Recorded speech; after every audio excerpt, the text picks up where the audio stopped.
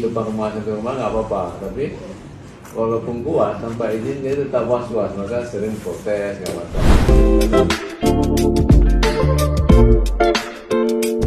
Jadi itu kami ada tiang nggak Pak di Kominfo? Karena kan selama ini kalau kita lihat di kota-kota di satu titik ada 8 tiang, 7 tiang, 6 tiang, semeraut di satu titik Pak.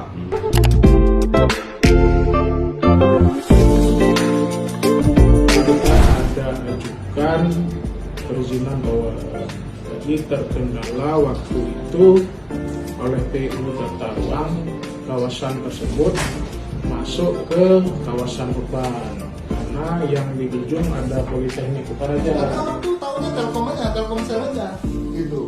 Padahal kabel operator lain, tiang operator lain gitu Pak. Nah, bukan milik pemerintah, tapi milik kita bersama. Hadirnya pemerintah karena ada kita.